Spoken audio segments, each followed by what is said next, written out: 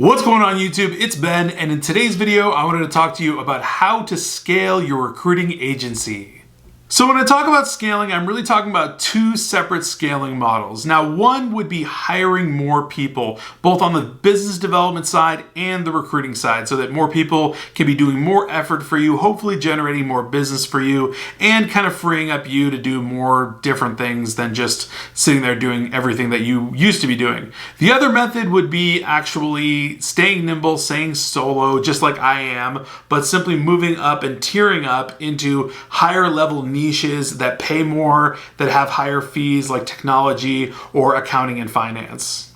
Now, first things first, you should only be thinking about scaling if you have a fully operational recruiting agency business. Now, I emphasize the word business because a business is something that's profitable consistently and actually generates you income and then some profit on top of that, and it pays the bills consistently and does all of that. Those elements are key before you think about scaling.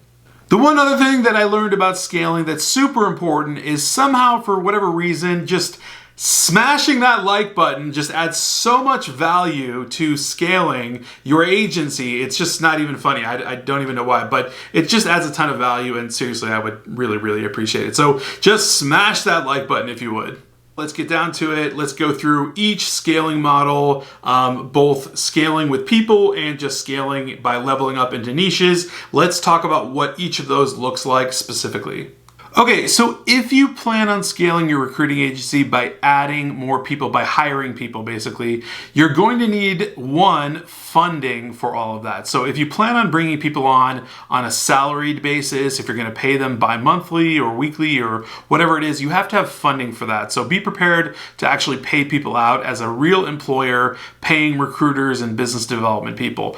Or you can actually bring people on a 1099 method where you basically give them 100% commission structure, and whatever they bring home, they earn. If they don't do anything, they don't get anything. If they do a ton of business, they basically get a pretty big cut usually if you're on 100% commission.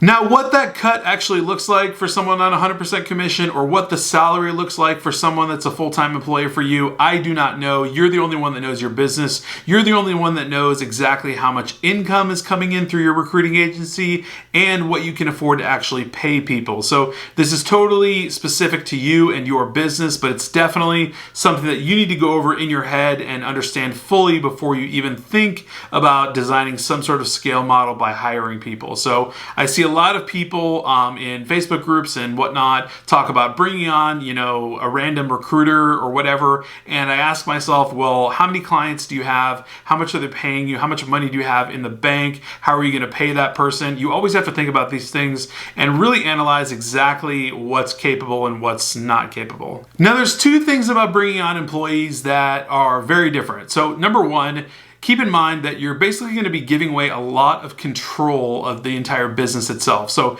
if you have someone doing business development for you, that's someone that's reaching out to all the clients, reaching out to potential new clients, etc., managing current accounts, all that sort of stuff. And then your recruiters are going to be basically searching out for candidates, vetting the candidates, sourcing them, interviewing them, doing all that stuff. That's going to free up a lot of time for you, and that's going to be a really good thing. Now let's talk about the downside of having employees. So obviously having employees doing things for you is great. However, you do need to become now a manager, which basically means that you have to oversee the entire operation. So you have to follow up on the metrics of what your business development person is doing, what your recruiters are doing, how many people they're bringing in, are they actually taking action? If you're paying them a salary, are you just paying them for nothing? Are they delivering on your needs? What's going on there? You really have to be on top of what they're actually doing. So you actually have to take on a manager role and really be sort of a boss at that point. If no one's ever told you this, hiring people is very difficult from an actual employer's standpoint. So this is a lot of the times why employers use recruiters. So if you're hiring someone yourself to be right under you and they're green to the industry and they have no knowledge or have no experience, you have to train them. That's your responsibility. So if you put them out there and basically just let them to the wolves, they're not going to know what to do. They have no idea how to do a cold call. call, a cold email. They have no idea how to enter information into a CRM or follow up or do a phone screen or any of those things. And it's your responsibility 100% to train that person. And if they don't deliver on anything, it's really your fault because you haven't trained them properly. So let me give you my personal opinions on scaling with this model of hiring employees under you.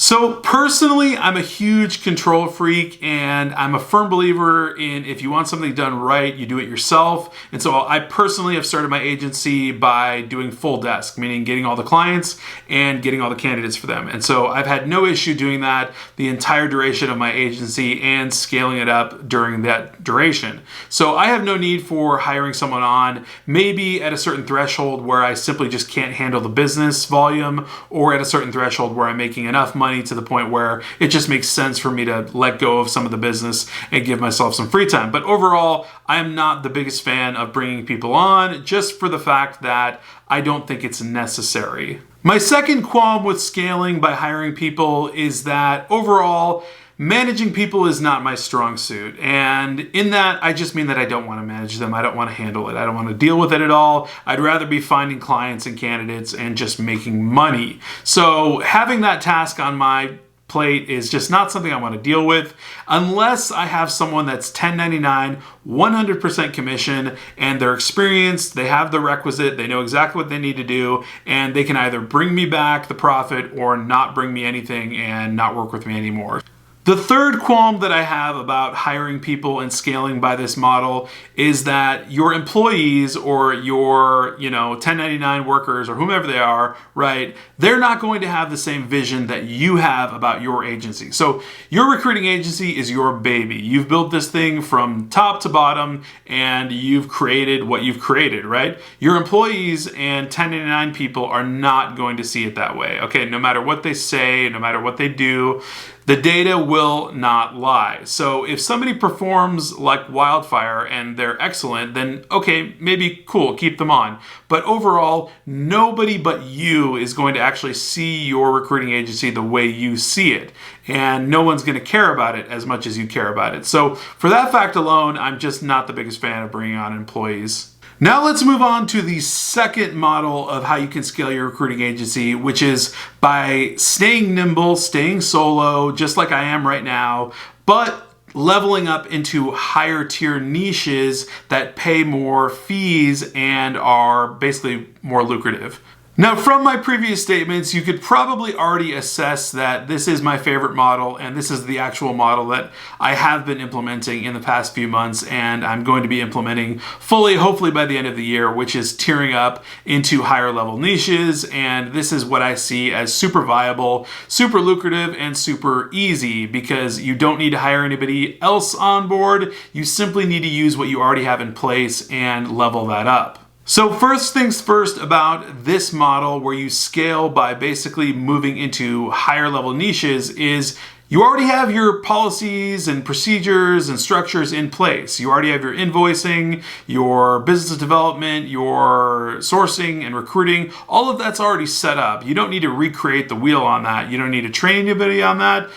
It's already there for you. So you simply need to pivot by identifying new niches and new targets that you can take after. Now, the key to this scale model is basically identifying 1 to 2 niches and no more than 1 to 2 niches, because other than that, it'll just get really complex and really crazy and you'll get overwhelmed. But if you identify 1 to 2 niches, let's say tech and finance, and basically target those niches, what's going to happen is basically you're going to go after them, hopefully get some deals going, and essentially you'll be going after deals that where people are making $150,000 and the fee will be 20%. That will be the norm. So the fees you'll collect will be $25,000 rather than chasing around, a boatload of $3,000 fees to reach that. And obviously it's a little bit of a different game, and I'll explain that in a minute, but basically it's just tiering up in fees. So there totally comes a caveat with utilizing this scale model, and it's basically the fact that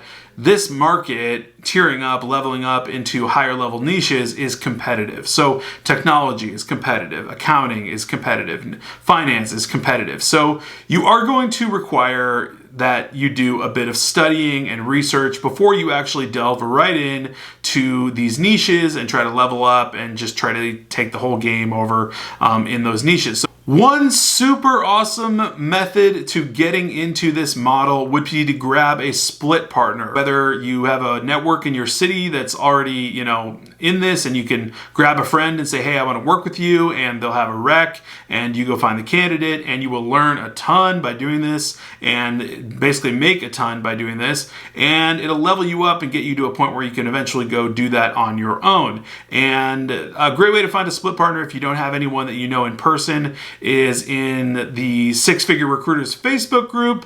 Link in description. If you're not in there, I have no idea what you're doing with your life, but definitely join the Facebook group Six Figure Recruiters. Link in description. I've actually personally worked with a partner in the technology space, working on requisites that he had, and we were working together for a while, making some handsome fees, and things were going really, really well. My agency sort of blew up, and I had a lot going on with logistics and transportation, and so I had to basically just kind of hone in on that because you simply can't just do every single thing at once, and so I focused a lot more on that. But getting back into that partnership is something that I plan on doing, and being able to basically hone in on higher level niches and getting more knowledge on that is definitely going to be key for you if you're going to take this scale model. So guys, if this has been of any value to you, definitely smash the like button. If you're not subscribed, definitely smash the subscribe button and the alert button so that you know whenever I come out with a new video. I hope your weekend's going great. Mine is, and I will definitely catch you guys on Sunday. Take care.